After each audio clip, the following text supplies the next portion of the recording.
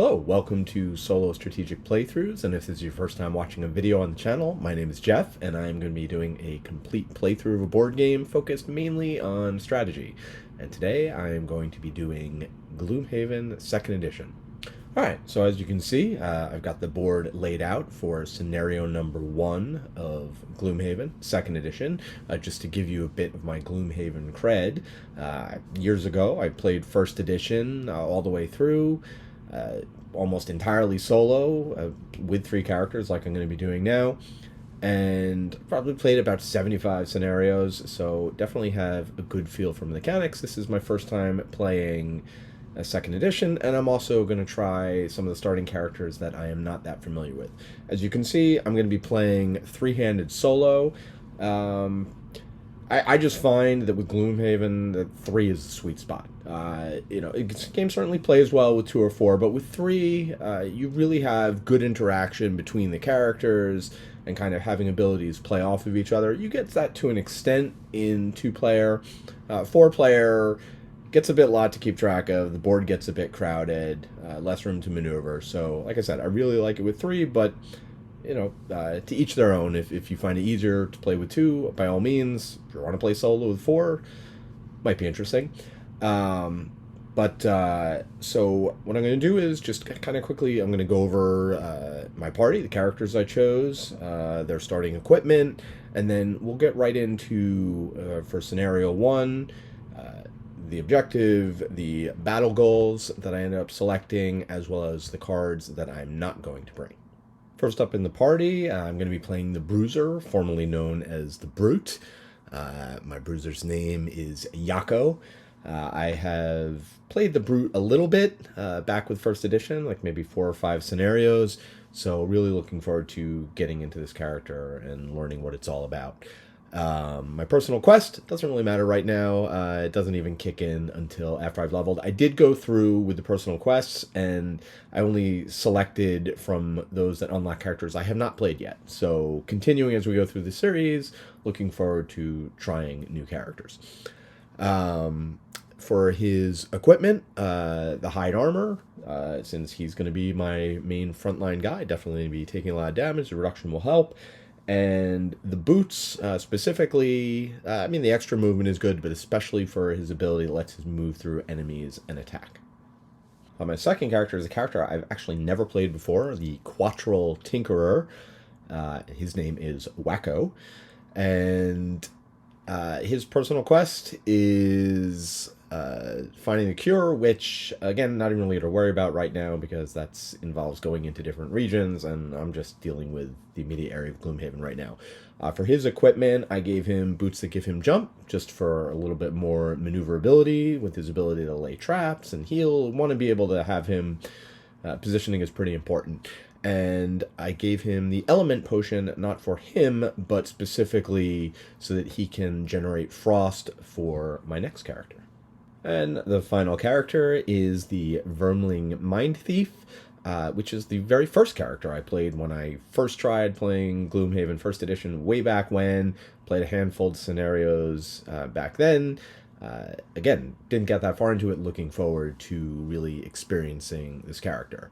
And her name, you might have seen this coming if you're of a certain age, is Dot. So we've got Yako, Wacko, and Dot. My party are the Gloomaniacs. And for Dot, her personal quest is pretty straightforward. She just has to, tail to tail, either loot chests or watch other people loot chests. That's going to be happening pretty often, so I imagine she may end up being the first to retire, but we'll see. For her equipment, gave her the Poison Dagger. She does have, one ability that allows her to generate poison, but when she's not using that ability, I feel like it'll balance well. So can often kind of set up, and she has some abilities that play off of having negative conditions on the enemy. And I gave her a stamina potion because stamina potion is great, and specifically to be able to get back cards like the ones that are able to do stun. It's a little bit harder. The 1st edition Mindthief, a little bit overpowered. It's very easy to continually get stuns going. It's a little trickier this time. Again, that's why I gave the Tinkerer the potion to help set that up, and got the stamina potion to potentially get it back. So, that is my starting party, and let's take a look at the scenario. Just a quick note, again, doing scenario 1, we're kicking off the campaign. I'm not going to be reading all the text from the book. If you have the game, you can do that yourself. Really, the focus here is more strategy. Just to paraphrase, I have been sent as a group of mercenaries to deal with some bandits. So I have happened upon the bandits, kind of blew my ambush, but we're ready to get it right into combat. You can see the setup here. I've dealt 3 battle goals to each character and kind of, use that ability to kind of check through and see what's what and what I want to do. Another thing to note is I am going to be playing actually at scenario difficulty level 2 because I'm playing solo. I actually wouldn't bump it up when they're level 1. It would still be 1. But because I've played a lot of Gloomhaven, just to keep the difficulty level, I will bump it up a bit. So with the battle goals, in choosing, I'm always looking for 2 check marks if I can get it. Perks, getting those perks, building up your character deck, and getting that now in 2nd edition, some of those special abilities is just huge for character development. Especially when you're playing with higher difficulty. Did not have an option for that for the Bruiser, which is the first one you see, so I am giving him the battle goal. The Loner, he's just got to stay away from his companions at the end of his turn. So pretty straightforward, just need to keep an eye on that. For the Tinkerer, Wacko is not going to be doing any attack actions for the first 3 rounds. That's going to be easy because, and especially as I go through choose his cards, he's got a lot of other options. Finally, this one's going to be tricky. Dot is going to be the pacifist, which means she does not want to kill anybody. Now, it's okay if she happens to mind control an enemy into killing itself. I did look that up, so we'll see if that comes about, but I am going to have to be very careful about who she attacks and when, and no huge attacks. So those are the battle goals I've chose, and the last thing to do before we kick off the scenario is to decide which 3 cards I am not going to play with. Now, if you're first time Gloomhaven, they say just don't use the X cards. That's the easiest way to go, but I am not new to Gloomhaven. We want to be strategic, so I've taken the time to really analyze the starting situation, figure out what cards I want to play to lead off, and ultimately which cards are not going to help me with my battle goals as much. And among the factors I'll look at when deciding which cards not to bring, initiative definitely plays a factor. Battle goal is going to be number 1.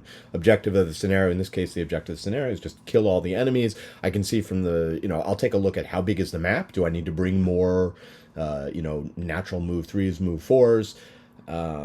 This map is not that big, but other setups, you'll see a very large map, so you'll know you need to bring more movement. In this case, it's a pretty straightforward scenario. Didn't bring the first card because I am a loner, I don't want to be near anybody, so the odds of my using a bottom card to not move, not that likely. Second one, healing. I should have plenty of healing with the Tinkerer, so I don't need to worry about that. And last card I left out, the attack versus move calculator.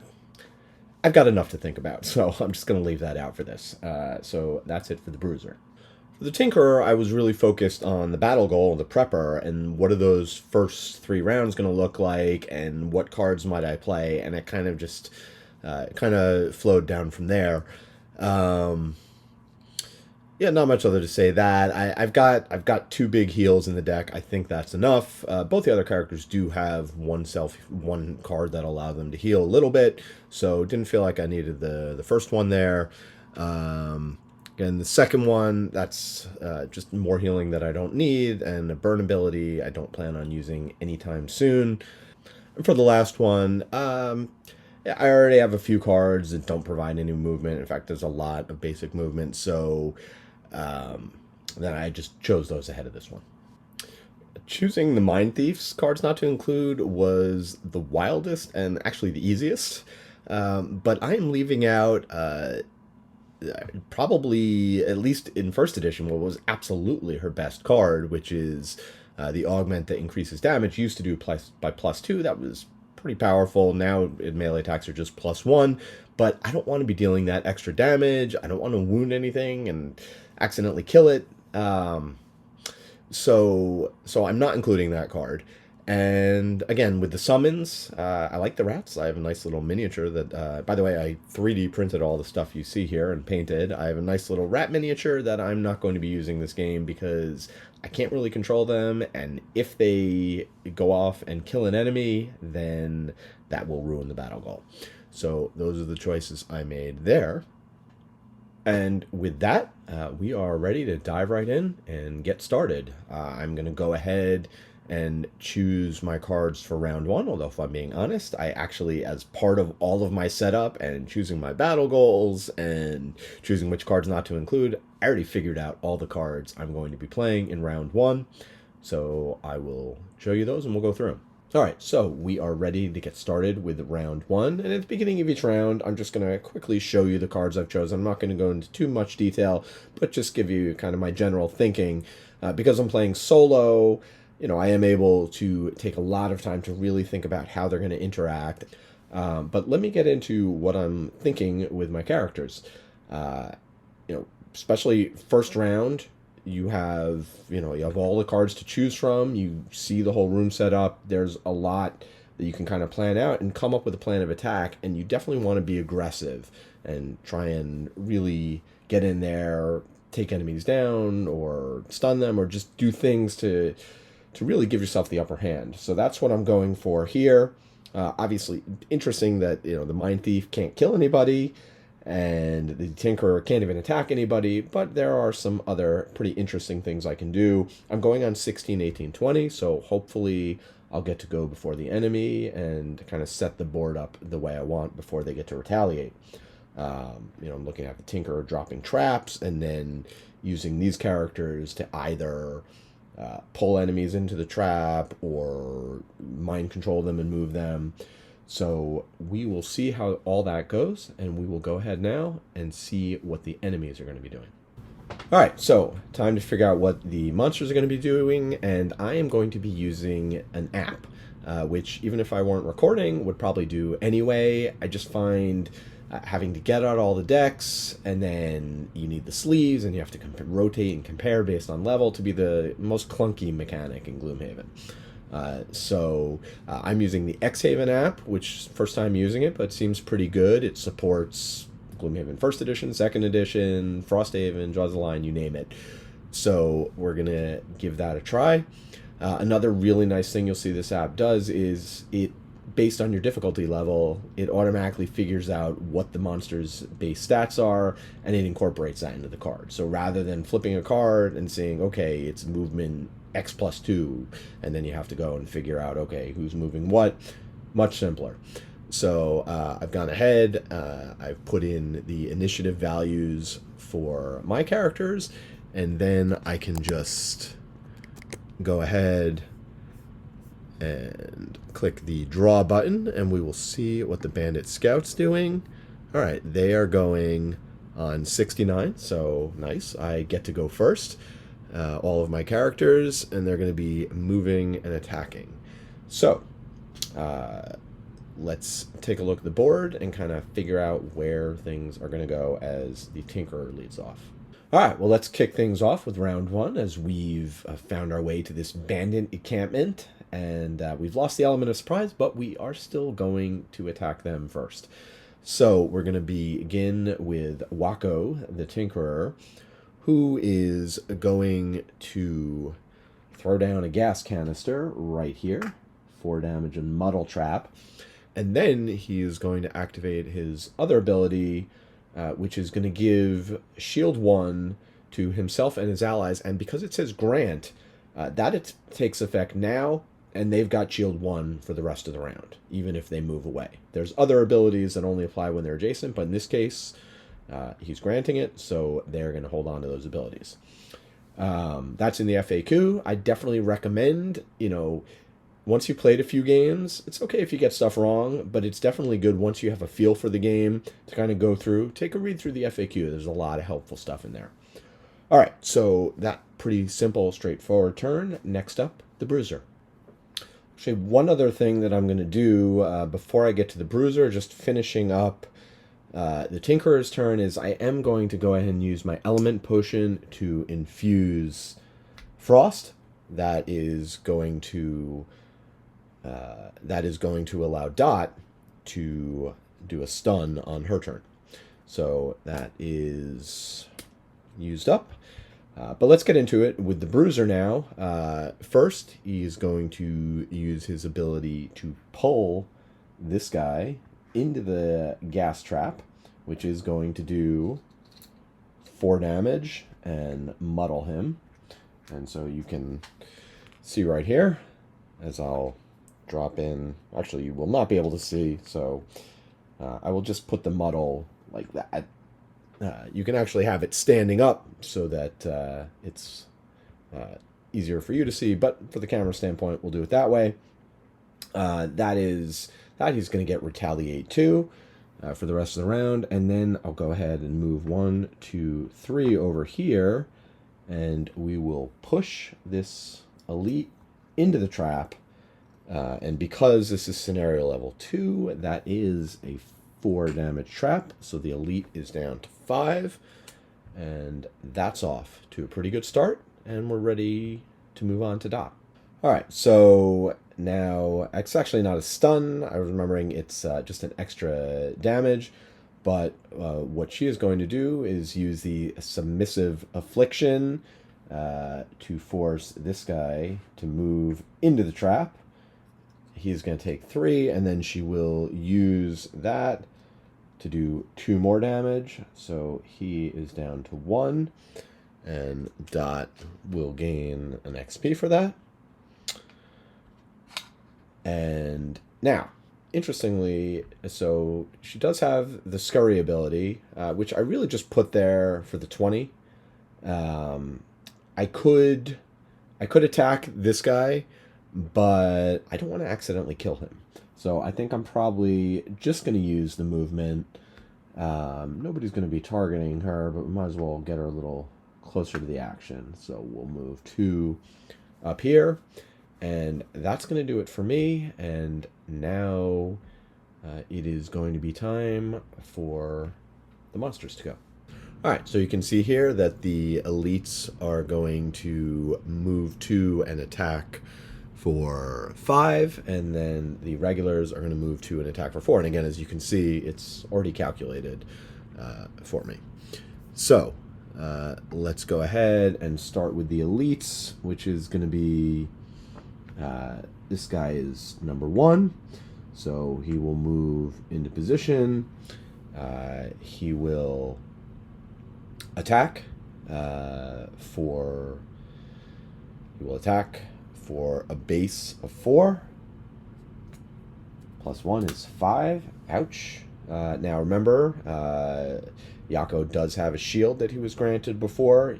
He's got his armor, which is going to provide him with another shield, so he's going to take 3 damage, going down to 7.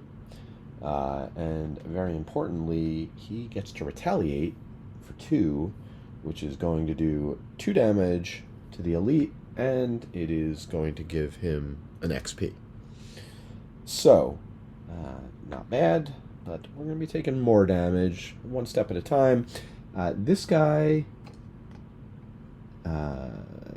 has 2 movement, so we'll just kind of move in the path that'll get him as close as he can, but not in position to attack, thank goodness. Next up, we have this is number 4. This guy will go ahead, and his focus will be the lower initiative. He's going to go ahead and attack over here. He is muddled, so it'll be a disadvantage. There's a 0 and a 0, so it's a 0. Again, he does a 3 attack. Wacko, my Tinkerer, has a shield, so it's just going to be 2 damage, knocking the Tinkerer down to 6. And at the end of his turn, that'll go away. And then, last but not least, this guy is going to turn around, and again, he's going to focus on the lower initiative, which is going to be the Bruiser, and he will attack with a 0, so that's a 3 attack. Again, I've got the shield from my item, which is not optional. If you have it, you have to apply it, so no problem with that.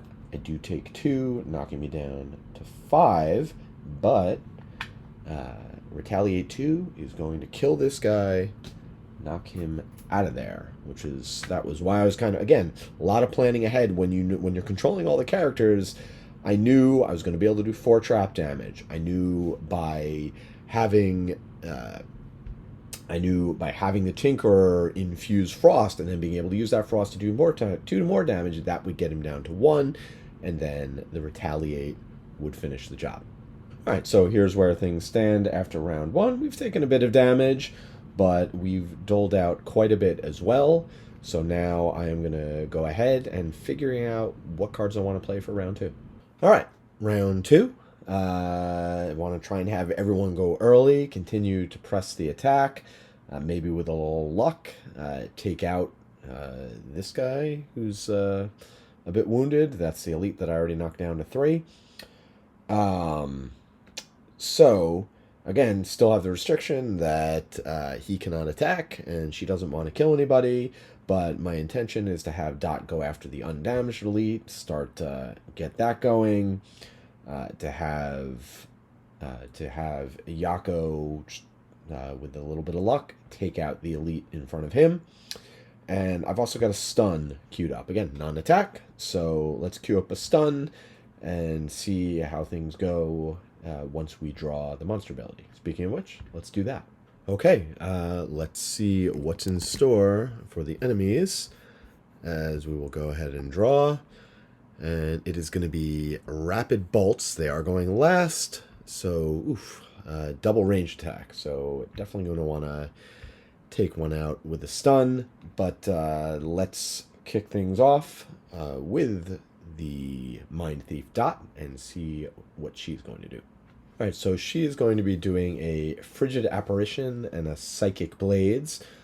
We're going to use the Psychic Blades first on the bottom part to move 3. Just need to move 2, get next to the elite, and all my melee attacks this round are going to cause curses. So let's go ahead and do a melee attack. It is going to be for 3, and this is actually the first time I've attacked, so let's draw. Wow, nice. Okay, and the other thing I did want to do is go ahead and activate my dagger to poison. Technically I have to declare that before, but that was my intention. So, I hit for 5. It's got 1 shield, so it does take 4 damage, and it's poisoned and cursed. Alright, for Yako the Bruiser, we've got Shield Bash and Trample. We'll start with the Trample, which is going to be a 3 attack with Pierce. Pierce 3, actually, but more than enough. So if I can just get a 0 modifier or better on the draw, I will be able to take out this elite. And here we go. It is a -1. Alas. Alright, so this guy takes 2 damage, down to 1. That is not great. Especially since Dot is going to get beat on. Because the other thing is, I do not want... his battle goal is to not end up next to anybody. So I probably should have had Dot go later in the round. There was really no advantage to going that early. So a bit of a misstep on my part. But I'll move him that way so that he doesn't end his turn adjacent to anybody, keeps his battle goal going, and then it is going to be the Tinkerer's turn. Alright, for the Tinkerer, it's pretty straightforward. I'm going to move and stun. I'm just going to use the basic move ability to go 2, and then we're going to go ahead and... You know, I think I'm actually better off stunning this guy because he won't have disadvantage, whereas this one is doing a ranged attack, will have disadvantage. So, and they're multi-target anyway, so we will go ahead and stun this guy, and then the enemies will be up and hopefully not devastate me too much. Alright, so enemy's not moving. Number 1 here is stunned, so he's not going to do anything. Number 2 here is going to attack the 2 nearest targets. It's going to end up being these two. So we will start disadvantage against the Mind Thief. It's +1 and a -1. So we will happily take that -1 on a 3 attack. So that's a 2 attack, knocking her down to 4. And then the attack against the Bruiser is also a -1, and Bruiser does have 1 shield from his shield bash, so it's actually -2, so it's just going to be 1 damage, knocking him down to 4. That's the elites. Now it's the 2 attack from this guy, which is, again, going to be a disadvantage, targeting the 2 next to him.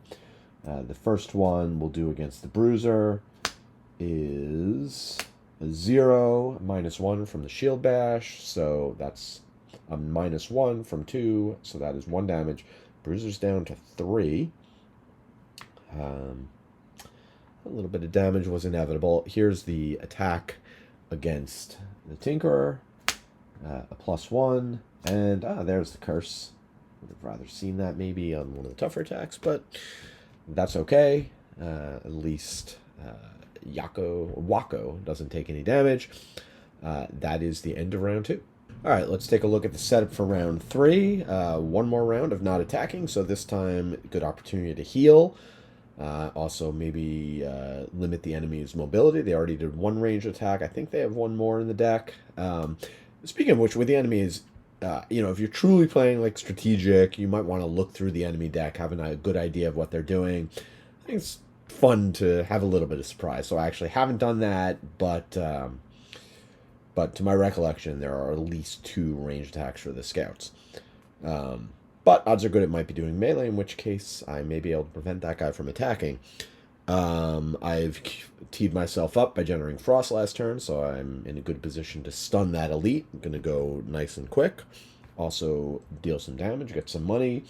And over here, just want to put myself in a good position to take out that elite that only has 1 health left. So,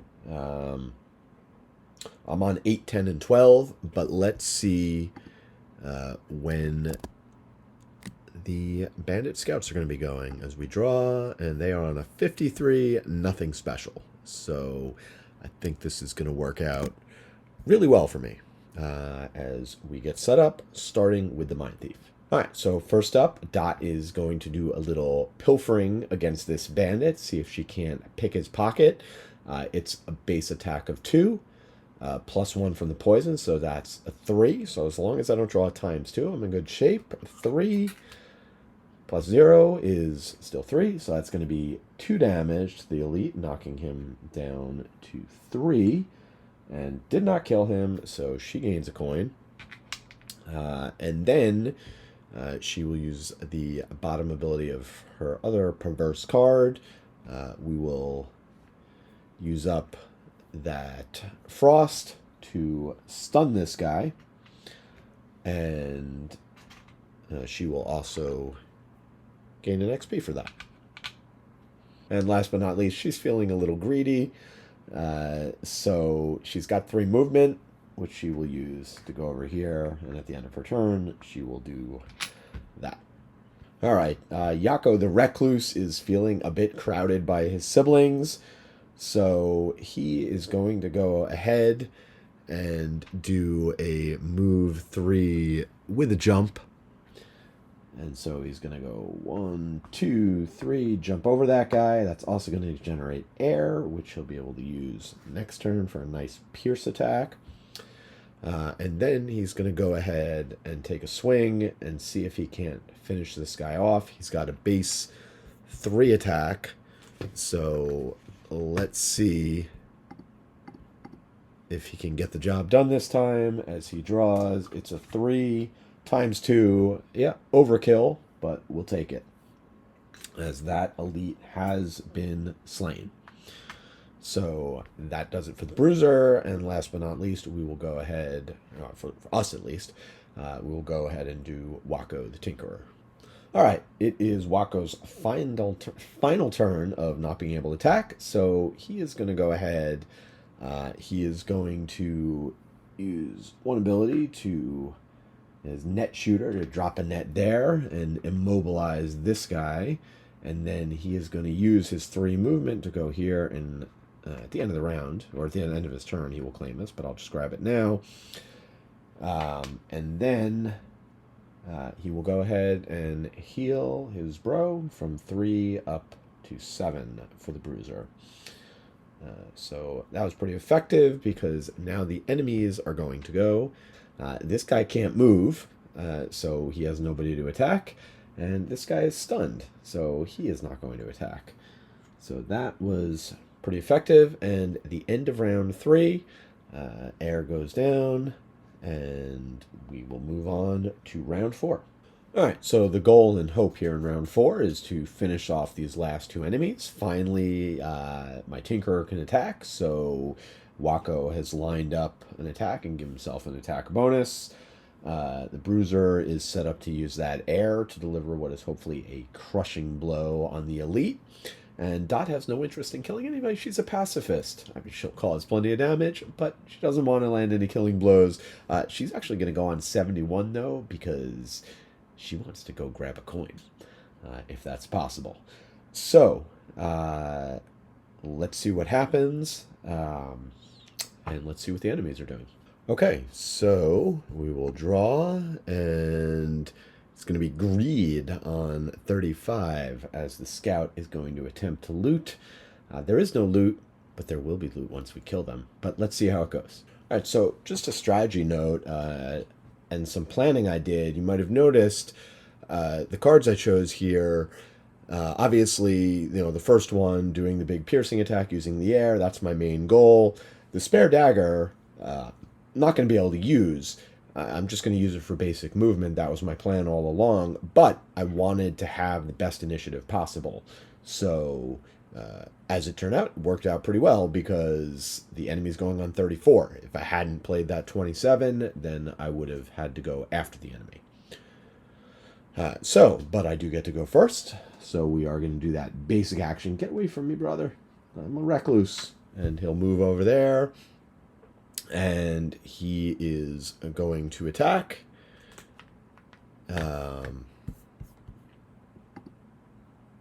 And we should be able to get this attack going. It is going to be a 1. We are using up the air. That is going to be more than enough. Plus poison to take this guy out who only had 3 health left. Anyway, and Dot is delighted to see that. That is going to do it for Yako. Unfortunately, I was hoping to kill this. Oh, no, I do have a chance to kill the other one off. Yes, they're going on 35. The Tinkerer is going on 34. So I guess I would have gone first either way. All right, so the Tinkerer is going to go ahead and give himself +1 to his attacks. And then he is going to do a 2 attack, which will be a 3 attack at range 3. So he's going to be able to attack this guy. And then we just need to see if he's rusty from none of this attacking or if he can do it. No.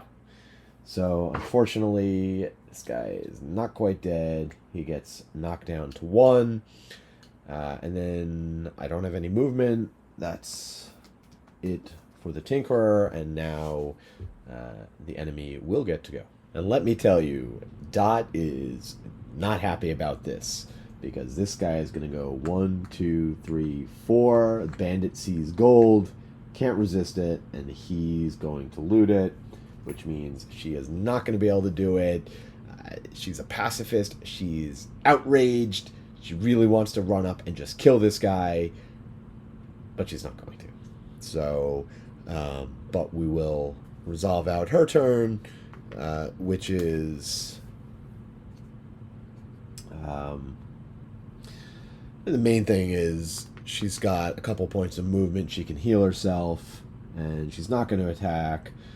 So we'll just corner this guy, and she'll heal too. And that will be the end of round 4. All right, this should go pretty quickly. Tinker is going to go first and see if he can't take that guy out. Do a little bit of healing. I plan on having him long rest, so he only needs 1 health. So I don't even need to do the 4 heal. And then potentially somebody else will be able to get some loot, depending on how this goes. But let us go ahead and see what the sole remaining bandit scout is going to do. Again, this is a situation where the Mind Thief could have gone first, an 18 and a 14, but she'd rather go after the Tinkerer, who's going on 17, give her a chance to grab that tasty loot that she lost out on before.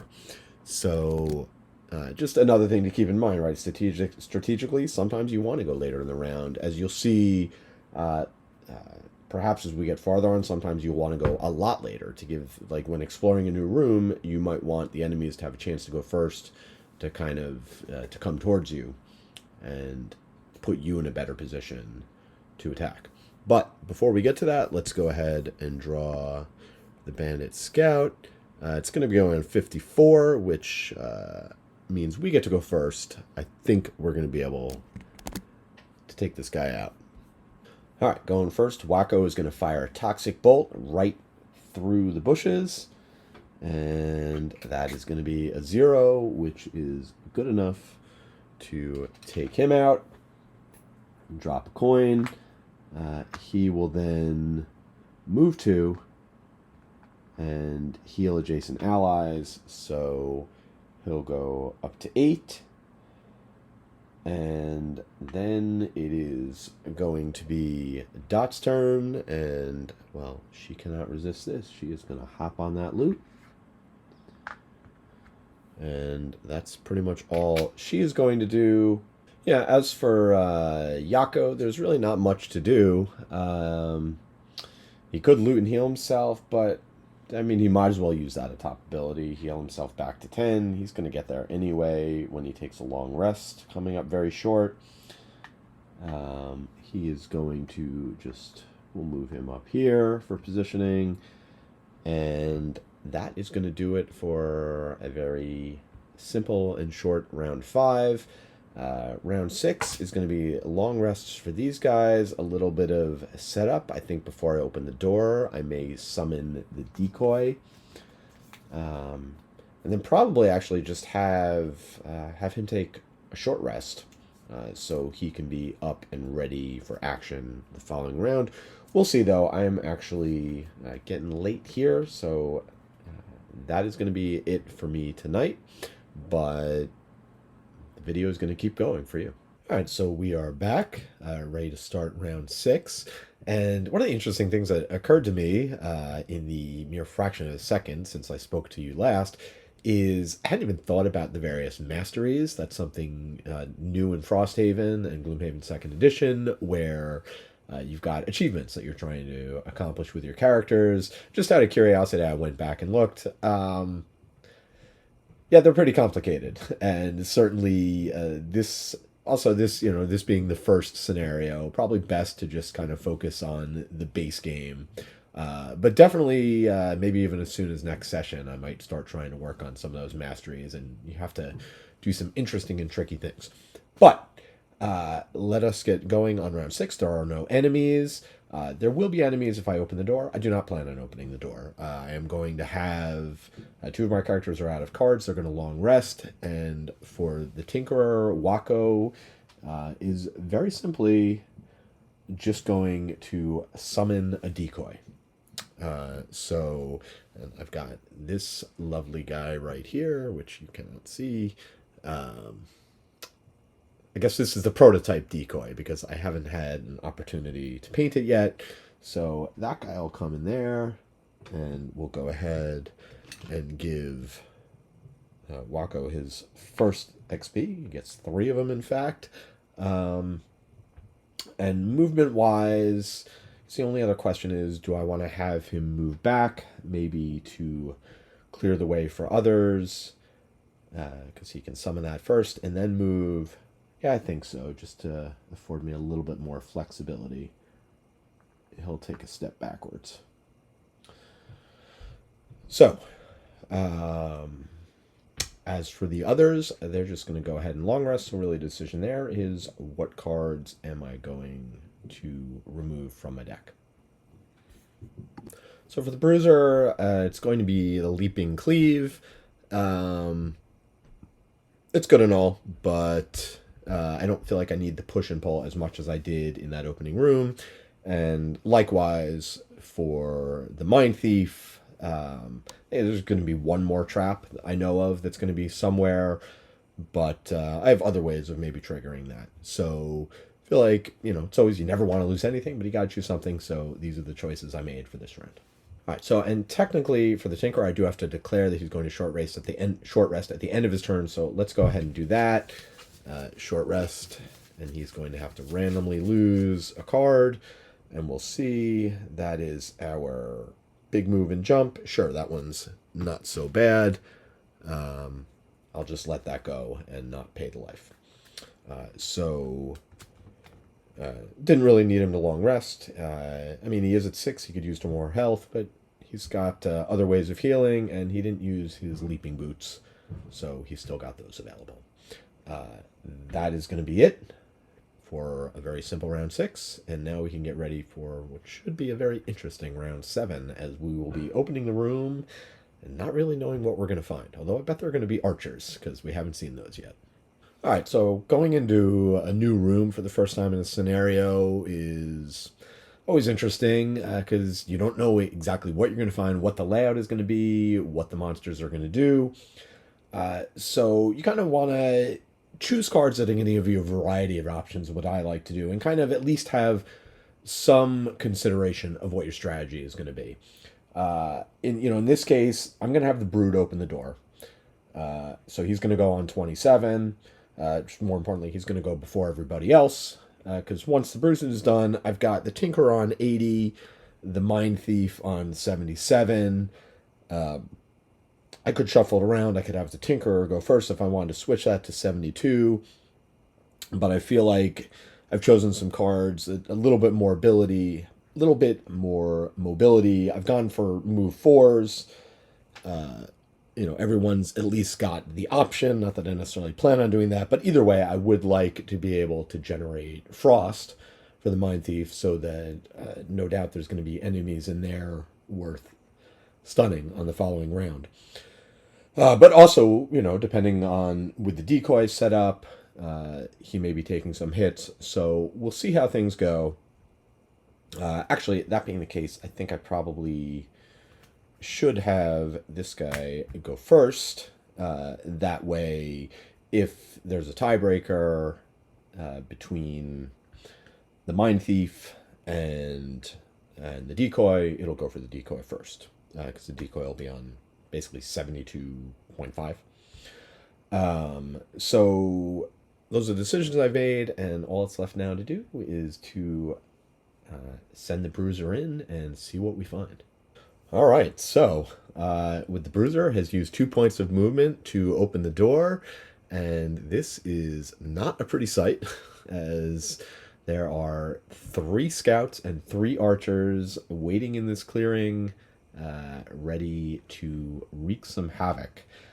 So now, before I'm in middle of the turn, I do finish setting up the board. Also, I reveal what the enemies are going to do before I have to finish the Bruiser's turn. So that'll help me kind of decide if I want to stick around in there or if I need to retreat. Okay, so we've got Xhaven up. One minor thing, during my rest turn, I forgot to advance the round and draw nothing for enemies, so it says draw 6, even though we are actually in round 7, but I've got a round tracker keeping track of that, so not to worry about it. Going to go ahead and draw, and wow, okay. The Bandit Scouts are going last, and they're not moving, so definitely don't want to be near them. And as for the archers, they are going to be attacking multiple targets at range 4, but not moving either. So this may work out pretty well. All right, so let me just figure out how this is all going to resolve before I finish off the Bruiser's turn. This was really complicated. It took a lot of going back and forth trying to work out. I have to take into account the decoy. I don't want the decoy running into the trap. Ultimately, I decided, and with the Bruiser, because of the battle goal, if the Bruiser retreats, I'm going to have to use my boots, go all the way back here. What's it going to take to get back in the room? So you know what? Bruiser is just going to continue to charge in. I even considered having the Bruiser trigger the trap so I can do positioning, but let's see if I can make this work out. Bruiser's going to go in. He's then going to use his spare dagger. He's actually going to throw it at the guy here behind the tree just because I want to leave Dot's options open, and I don't want to accidentally kill one of these have her accidentally kill one of these other guys. So let us see how the Bruiser does. All right, so attacking for the Bruiser, and it is going to be ×2 for a 6 attack, which is going to take out that scout hiding behind the tree, and that means one fewer scout is going to be firing back at him. Speaking of which, let's go ahead with the scouts. We got this guy. It's going to be attack 1 at range 4. So he will get an attack on here. And either way, let's see, it is a 1. And so I will then use, again, my armor to reduce that to 0. And then this guy will attack, again, attacking... that's a ×2, so he will hit for 2. The armor will reduce it to 1, so that's it for the armor for this round, but he only takes 1 damage. And then this guy will go ahead and also attack the decoy, who is just in range, and the decoy, he will also hit for 2, which is going to knock the decoy from 10 down to 8. And that's going to do it for the archers, which is then going to bring us to the Mindthief. All right, so now the Mindthief is up, and in the case of Dot, I actually want her to be able to do a few things. If I just use, the first card, the Psychic Blade, for the 3 attack, I'm not going to be able to get a melee attack in. So I am going to go ahead and use the other.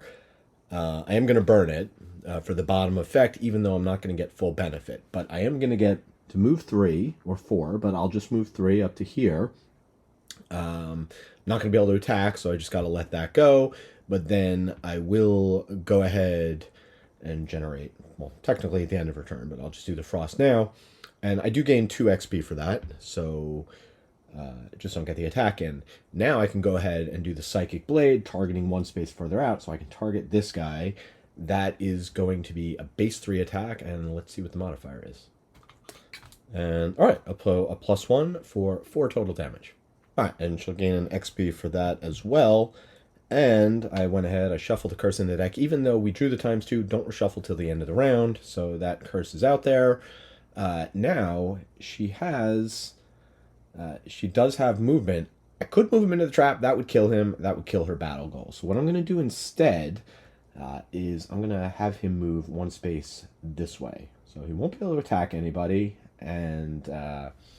it's also going to help out as we get to the Tinkerer, and it is now time for the Tinkerer. But even before the Tinkerer goes, the decoy is going to go first. It is going to move 3 spaces. It moves like a monster, so it's going to find focus on the nearest enemy, which is going to be this guy. And again, like monsters, they're not going to walk into a trap if they can avoid it. So it will go 1, 2, 3, moving through its allies. And we have managed to keep that guy alive, to decoy a little bit longer, and in very good position where he's going to be the primary focus.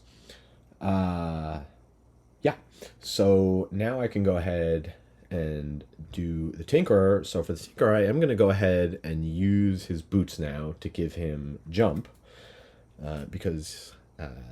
Wacko has 4 movement, so let's get him into position by going 1, 2, 3, 4, jump right over that trap, and then he can use his hook gun to attack and pull 2, which would be nice if I could pull somebody in the trap, but I actually can't because with any pull movement, each movement has to bring them one step closer to you.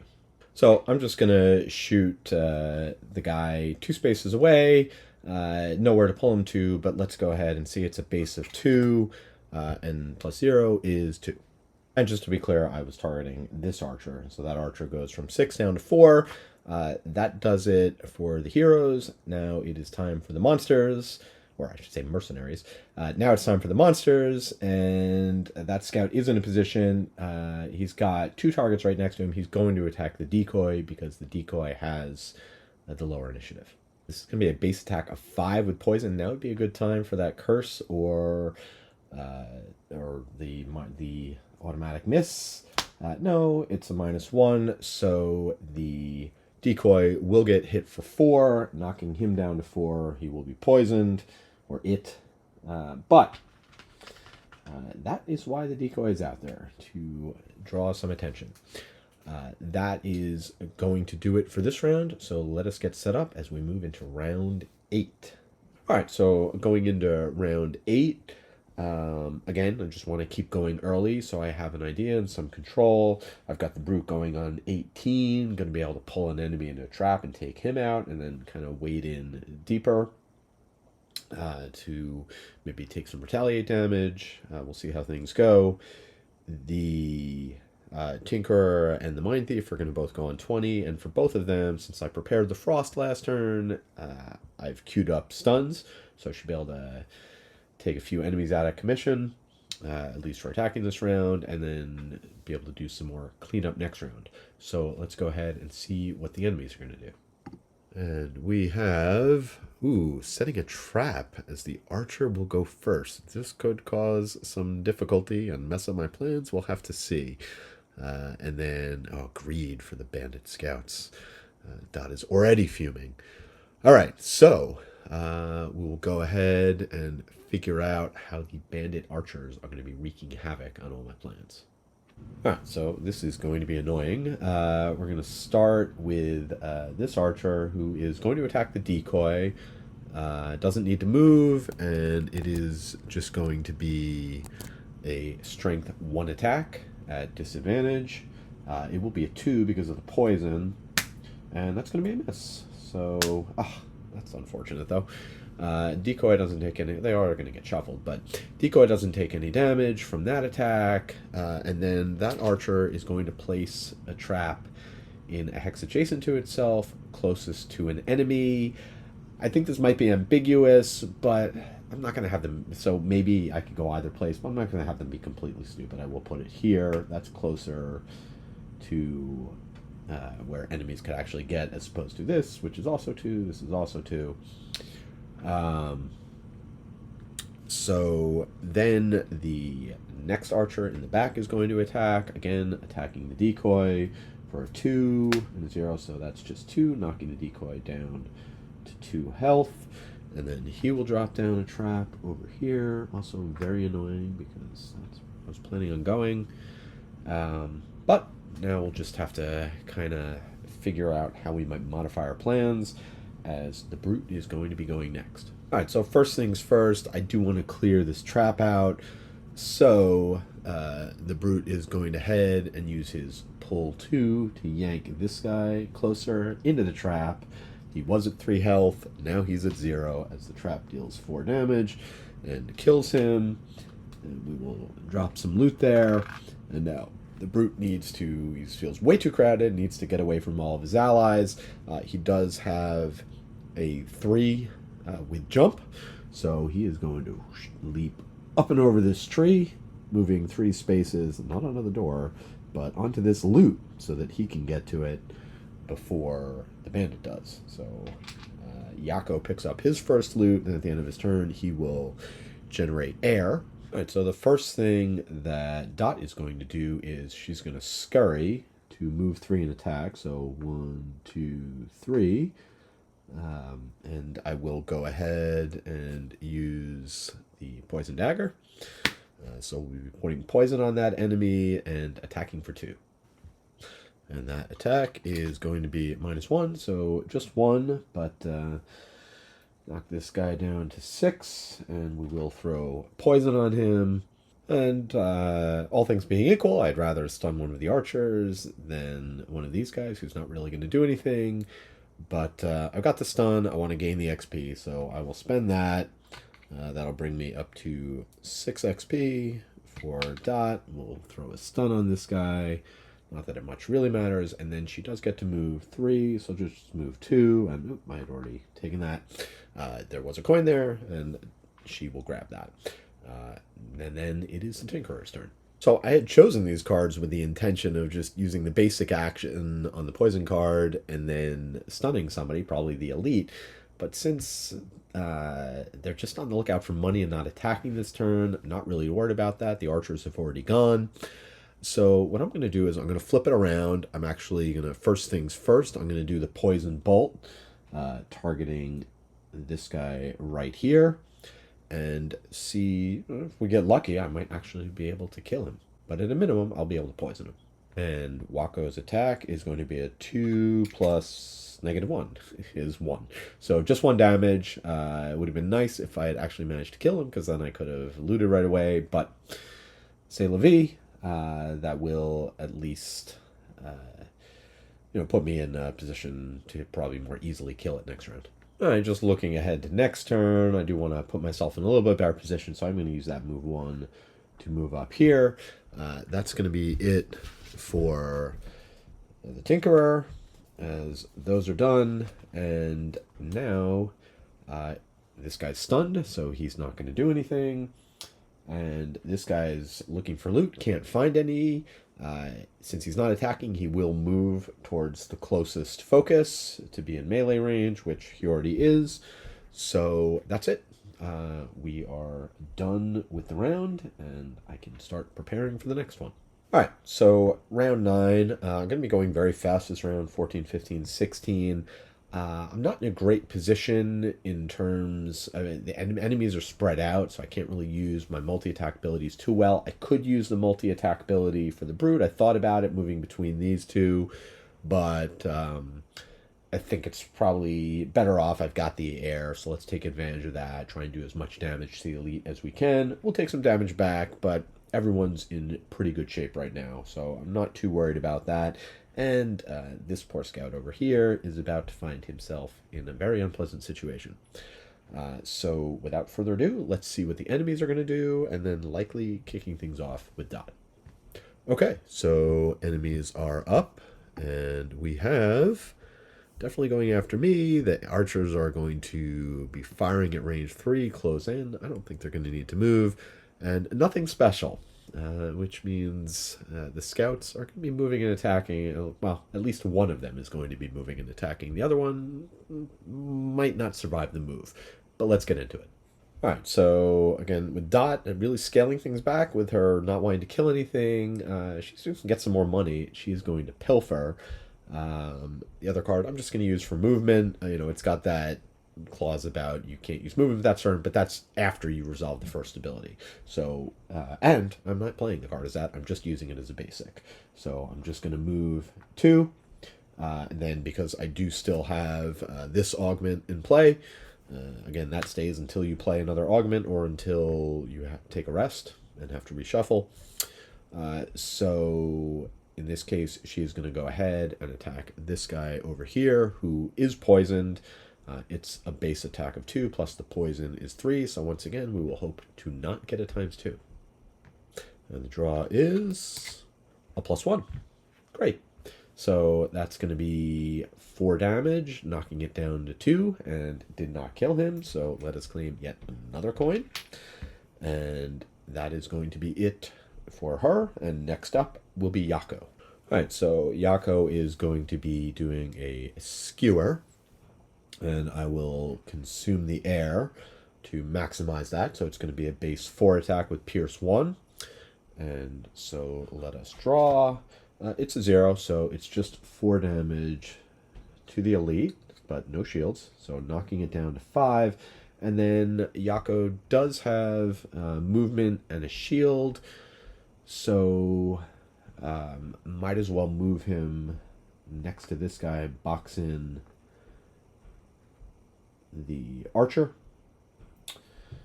and that is going to do it for his turn. Actually, I am going to move him the 2, put him here for reasons. And he is going to have a shield as well this round from the bottom part of Shield Bash.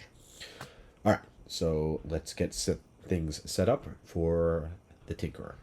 All right, so even before the Tinkerer is going to the decoy, but the decoy is already up in the face of an enemy, so he's not going to move, he can't attack, just hangs out.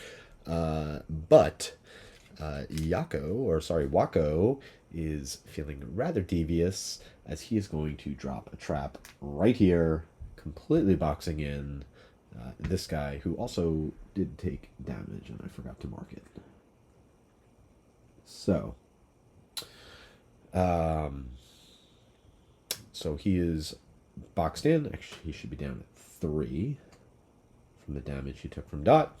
So the trap is down, and then his second ability, he's just going to give himself and his adjacent allies a shield. So maybe keep his decoy alive. We shall see. But now it is time for the enemies to go. And let me take a look at who's going first. So it is actually going to be, this one is number 2, so that one's going to go first. And that one is not going to move to shake disadvantage because it would have to move through a trap of its own make. So it is going, though, to attack. It's going to attack the Bruiser with a base attack of 3. And it is going to be 3, which is 1 less for the Bruiser because of that shield bash. So it's going to knock him down to 7.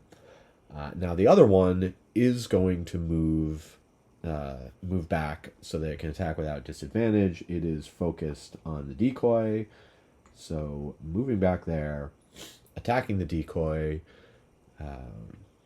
Again, 3 attack. Ooh, times 2. Well, if it had to go on somebody, actually, that should not be times 2 because I forgot to reshuffle the deck. So let me do that. You know what? It doesn't matter. It's just the easiest thing to do. I'll just resolve it. Decoy was probably going to die anyway with only 2 health, even with the shield and poison. So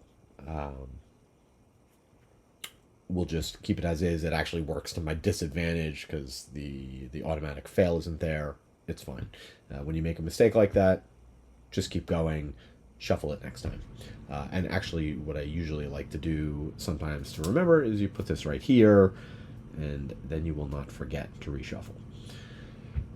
Okay, so that is it for the poor decoy. That's gone. And we will move on to the scouts. Scouts are doing nothing special. Move 3, attack 4. We'll start with the elite, who will attack 4 against the Bruiser. Not with that one, but a 4 minus 1 is 3. The Bruiser has a shield up, so that's 2 more damage, knocking him down to 5. Now the other guy, he sees a target. He sees his focus is going to be on the Tinkerer, and the only way he can get there is by moving through a trap, and if that's the only way, then they will do it. I don't know if they differentiate between trap value, but we'll have him walk into this one. So he steps into here and promptly blows himself up. So that is it for that guy who only had 3 health left. It was a 3 damage trap. So he is done, and that is the end of the round, and we are ready to move into round 10. All right, so here it is, round 10, and I cannot resist this wonderful opportunity as I have the Bruiser surrounded. I have an opportunity by burning a card, gain 3 XP, attack all 3 enemies. Should be wonderful. I do not want him to go first because I do want, so I chose a 23 instead of a 10. Hopefully I'll still get to go before they do because I want Dot to have a chance to use her ability to have one of these enemies attack each other before he goes and kills them off. And then I think I'm going to have some healing come out from the Tinkerer just because he's down to 5. Let's get everybody back up, get ready as we're Going to be clearing out this room pretty soon. Going to take a couple rounds, or maybe I'll get lucky and it won't take a couple rounds. But either way, those are my choices for the round, and time to see what the enemies are going to do. Okay, we will draw, and yes, they are going after me. Calculated strike by the archer, a big poisonous blade by the scout. Okay, well, this would have been a good turn to maybe not let that happen, but I don't necessarily have to end up next to him. Let's see how things can work out here. It could be tricky. Okay, so starting up with the Tinkerer, first of all, I'm just going to throw a 4-point heal up here, going from 5 back to 9. Then I would love to grab that loot, but I also don't want to get hit if things don't go perfectly by a massive attack. You know what? I'll take my chances. I'm going to go ahead. I'm just going to loot it, get it out of the way. So I was thinking there is a possibility, depending how the Bruisers attack, he could end up here. And obviously, I don't want to be adjacent, but let's see how things work out, because Dot's going to be throwing in some damage here, and she's going next. Alright, so for Dot, this is fun. The Mindthief is doing lots of mind controlling, as she is within range 1, 2, 3 of this guy, range 4 of this guy. She's going to mind control the poisoned guy to do, well, basically for both attacks. So first we're going to do an attack of 2. And this is actually going to use, when you command somebody, you use their attack deck. So we are going to command her to use this. So it is an attack of 2. Just an attack of 2, which is just going to be 1 damage to the elite, knocking it down to 4. And then a 3 attack, which is going to be a 4 attack. This is perfect. With still 1 shield, so that is going to knock the elite down to just 1 health. And that's it for her turn, setting the stage for a mighty turn from the Bruiser. Alright, so now it is the Bruiser's turn, and it is going to be bruising, because I am going to do a leaping cleave, and I'm going to use my boots, which is exactly the reason I picked them up at the beginning of the game, was for this very instance. So that is going to give +1 movement. So using that card, I'm going to be able to do 5 movement and attack every enemy with jump, attack every enemy I move through. So we will go 1, 2, 3, 4, 5, end up right back where we started.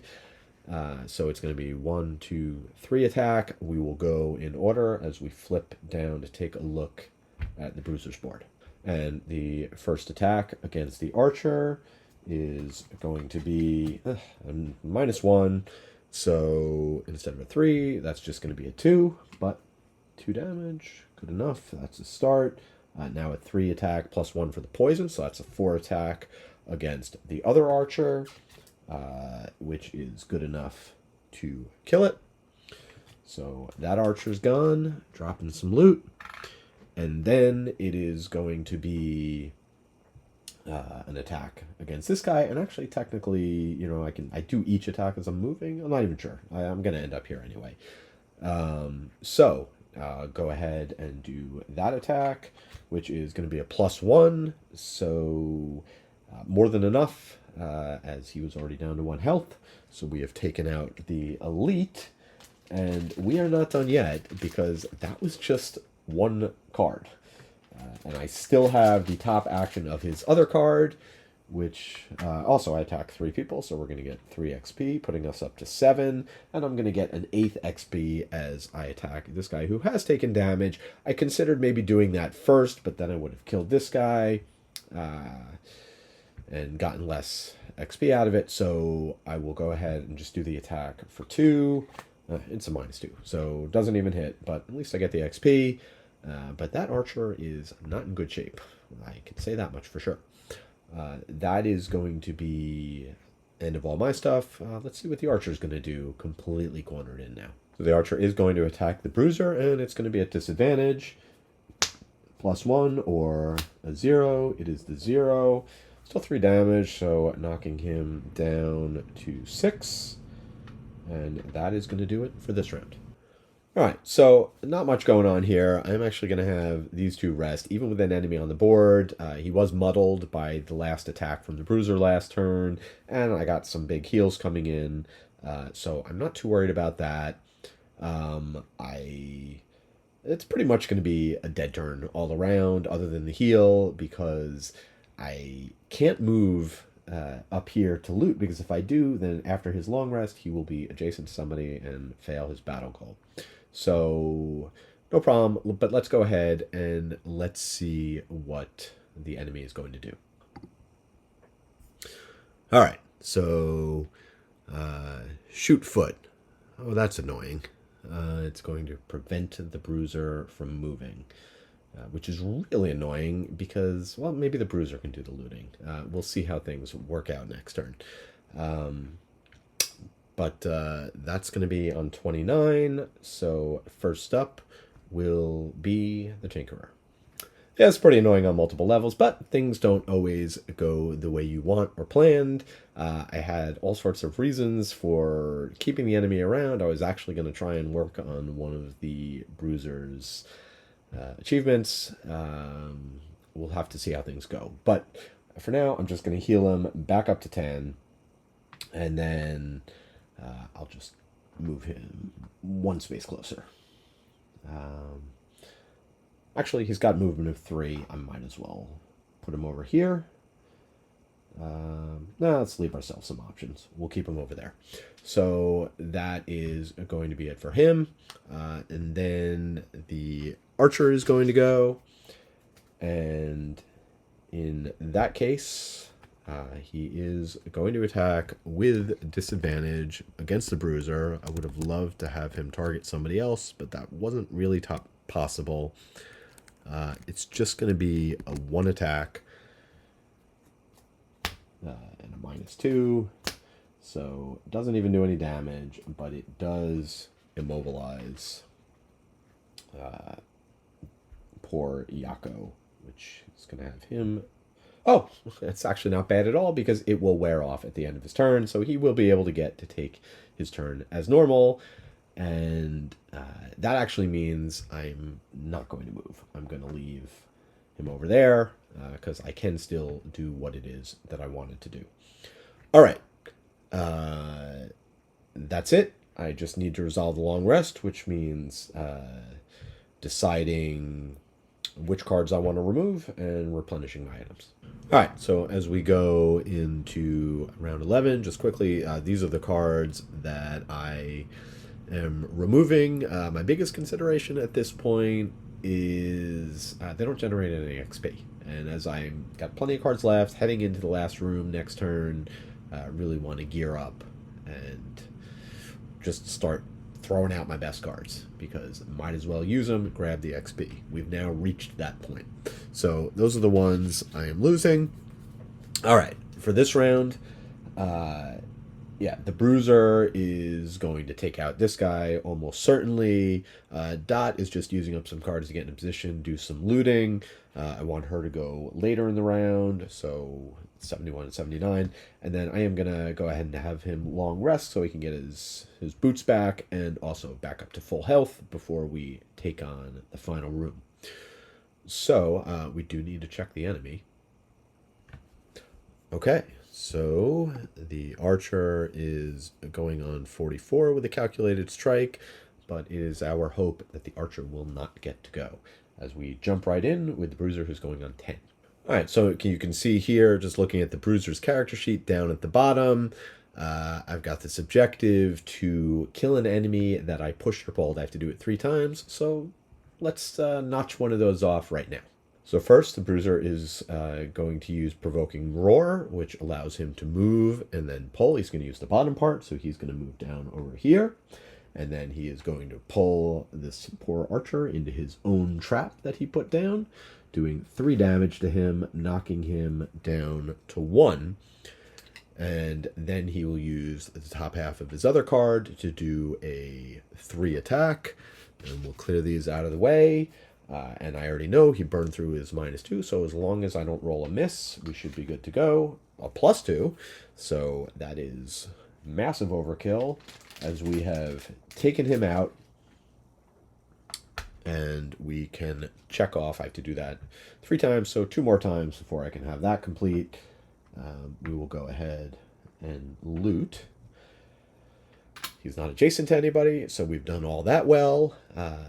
Don't need to worry about the enemy. So now Dot is going to go ahead and, keeping it nice and simple, she is just going to use, here, throw these cards up. She is going to just use a move 4 to go 1, 2, 3, 4, jump over here, loot that, and just not use top part of the other ability card. And then I am going to use a stamina potion to get that move 4 back. Just so the way I'm looking at it right now is I have 5 cards. So you want it, the old stamina potion first edition always gave you 2 cards back, which is incredible, overpowered. The better one, the higher level one, which gave you 3 back, even better. So they've trimmed that back. You only get 1 card back, so you want to use it on a turn when you have an odd number of cards. That way you can play down to 0 before you rest, just maximizing the benefit. So I will go ahead and get the 4 back, and honestly, I'm not even sure if I'm allowed to use the stamina potion on the turn, but I could just do it next turn. It's fine. I'll double check it after. But that is going to be it for that round. Well, just going to do a long rest over here as he will go back up to 8. And the card I'm removing for the Tinkerer, again, we had a lot of fun placing traps. This is a pretty small room. I think we're just going to go and beat on whatever's in there. We're going to be using our most powerful abilities. So I'm going to get rid of this one. Okay, so I think we're around 12 now. I think I lost track somewhere, but whatever. Everybody's up and ready to go. I'm just going big now. I don't know what I'm going to find in there, so I just want to give myself maximum possibility. It's going to be, for the Bruiser, I've put down a 4 movement, which can be 5, which should be able to let me target anything in the room, unless I get blocked from moving through. And then I put down a 4 attack with a stun. So that's my plan for the Bruiser.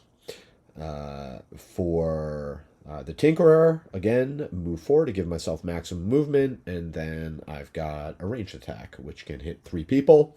So, and I want him to go last, because that way we'll get to see what the enemies do, and also Dot's going to go right before him, also charging in with a move 4, and going to be able to do Psychic Blade, but also being able to move an enemy, so I might be able to shift the enemies in a position where I can do more with a range attack, assuming there are multiple enemies in here and not just a boss. I don't know. I don't remember. It's been a very long time since I played the original scenario, so we're going to fly in. We're going to see what's there, kicking it off with the Bruiser. All right, so we charge in using 2 movement, and this is the situation we find. We have a couple of archers, a couple of scouts, a treasure chest back here, and another bush for good measure. So, at this point, I still have 2 more points, 3 more points of movement if I need it. But first we get to see what the enemies are going to do. Because again, immediately when an enemy is revealed, if their card hasn't already flipped, if it's a new enemy, then you flip a card so you can anticipate what they're going to do. So we have our archers and scouts, and we will go ahead and draw. And 29, a cruel bow. Haven't seen that yet. Yes, the wounding attack. And then a close-in for the archers. All right. And the cruel bow, yeah. So they're all range attacks. So, all right. Let me figure out exactly how I want to deal with this. How I want to take all these hits. I am going to be able to stun somebody. The other 3 are going to attack. So we'll see how it goes. All right. All things being equal, it would be my preference to stun the archer up in the corner because he's the one who can do the most damage. However, if I run all the way up there and get adjacent to him, then the enemies are going to scatter about the room so they don't have disadvantage on their attacks. And I do want to get them bunched up for the Tinkerer's attack. So Yako is got 2 more movement. He's going to go here, here. He is then going to use his boots, having just long rested, to get 1 more movement. He's going to go up here, and he is going to attack that guy with a 4 attack and stun. And that result is going to be a miss, so no damage, but he is still stunned, thank goodness. Alright, so now it is the enemy's turn, starting with the scouts, starting with the elite, who is stunned, so he doesn't do anything.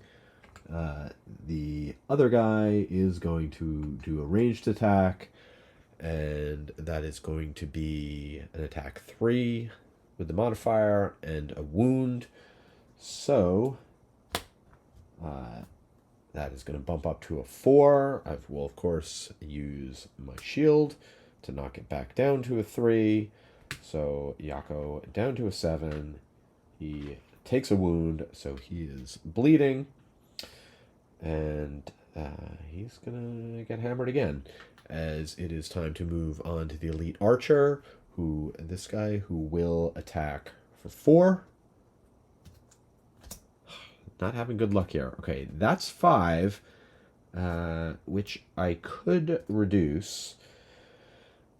That'll knock me down to 3. Yeah, there's a chance I don't have to lose a card. So I'll just go ahead and take it, and if the next attack is another really bad one, then I'll have to lose it. So that uses up my armor. Down, I take 4 more damage, which is going to knock me down to 3. I'm also not worried about the fact that he's wounded, because before the start of his next turn, I will be able to have somebody heal him. Hopefully. We shall see how things go. But, alright, not off to a great start. Finally, the last archer down here is going to attack. Wow. Alright, well, it's good that that's going to be a 6 attack, so obviously that would kill me, so I'm just going to lose a card to prevent all the damage. Good that I saved it until the last, because that was the worst of it. Alright, I do want to afford myself the ability to heal next turn in case I need it, so I'm going to hang on to my healing card, and then I'm going to hang on to my next best initiative, which is just a 35, but still might let me go before the enemies, which would be nice, so unfortunately this is the card I am losing, and that is that. No big 7 attack.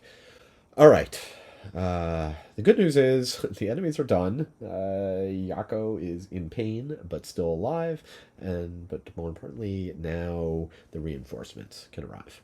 Alright, actually, before I do Dot's turn, I just changed with the Bruiser. I'm actually going to lose the healing card. I don't see using a top ability. I need to be dealing out damage at this point. I'll have to rely on somebody else to do the healing, or just not get hit again. So, alright, now Dot's going to go up. 1, 2, 3. I do have a 4th movement, but I think I am just going to have her stop there. And then she will do her Psychic Blade attack against this guy. And again, with the augment, I don't have to be adjacent. I can do it 1 space further away. So let's queue up her attack. Alright, so base 3 attack. I've already given her XP, queued up the curse, and the attack is a 3 + 1 is a 4, which is going to do 3 points of damage, as this guy does have shield, but knocking him down to 6, and then I will force him to move over there, getting everyone nicely positioned for Wako the Tinkerer. Alright, so the Tinkerer's up, and then the big question is, do I want to do the Ink Bomb or the other one?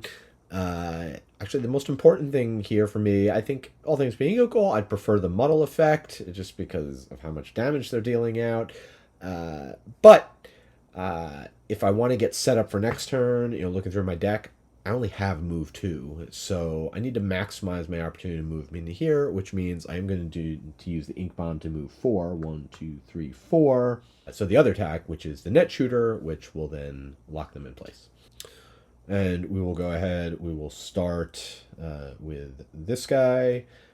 First shot, base of 3 is a -1, so it's only 2 damage. This guy is not elite, so he doesn't have a shield, so he takes the full 2. Next to the archer, +1, so that's good. 4 damage is going to knock him down to 2. And then onto the elite scout, -1, 2 against the shield, so he's only going to take 1 damage.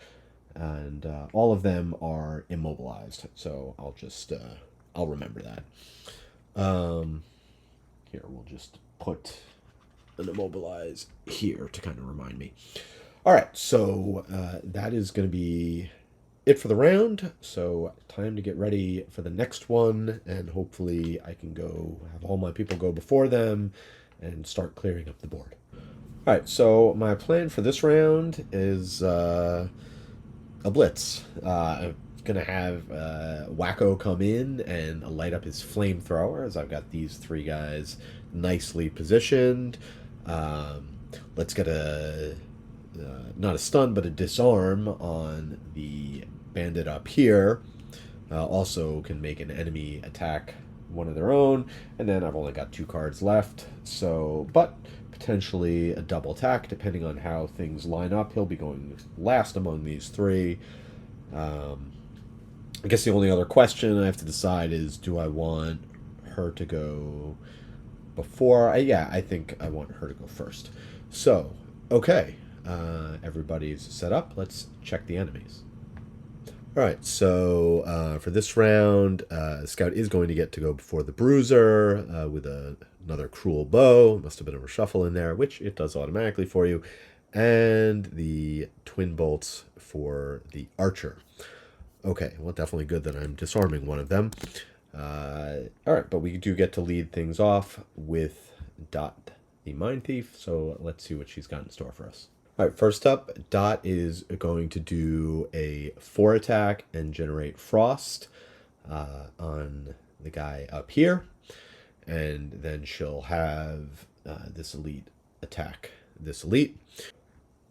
So Dot's attack, base of 4, +1, so that is 5 damage and a disarm, knocking from this guy from 9 down to 4. And then he is going to get attacked by his ally, just a 2 attack, which misses. Boy, that is very unfortunate, because now I'm not going to draw that when they attack me. What can you do? Sometimes you win, sometimes you lose. She's going to gain a couple of XP for that, which I'll have to grab a different die. And that is going to do it for her turn. Oh, and she'll generate Frost. All right, now we will see if Wacko can't up his game after less than impressive showing on his last big attack. So he is going to move 2 and then heal, which is very timely because it's actually going to heal both allies. Dot's already at full, but we're going to go back up to 4 and get rid of the wound that was on Yako. All right, so that's the movement in position. Now let's unload the flamethrower. We're going to be able to hit these 3 targets. It is an attacked 3 with Pierce, and we'll wound all of them. So we'll just start with the bottom one. It's a 3, +1 is 4, which is going to knock this guy down to 1, which means he is dead on his turn. Then let's go for the elite. 3 down to 2 with no shield. Because of the Pierce, which is going to knock him down to 3. And then let me throw a little wound token in there. And then the last one is a miss. But, again, still wounded. So, I don't know. You did a little bit better, Wacko, but we're going to have a conversation after this is all said and done. All right, that's it. And he's going to gain 3 more XP. And now some of the enemies get to go. All right, so now the scouts are up, and they are mobilized, so they can't move. They're doing the Cruel Bow. But before that happens, they are both going to take a wound, which is going to kill this guy as he is bleeding out. And then the other one is going to go from 3 down to 2. And he's going to target Wako, who's the nearest guy, let's see. So he's going to target Wako with a 3 attack at disadvantage, a 0, and a +1. So that's the 0. So Wako goes from 8 health down to 5, and he will take a wound. But that is going to be it for them. So now it is the Bruiser's turn.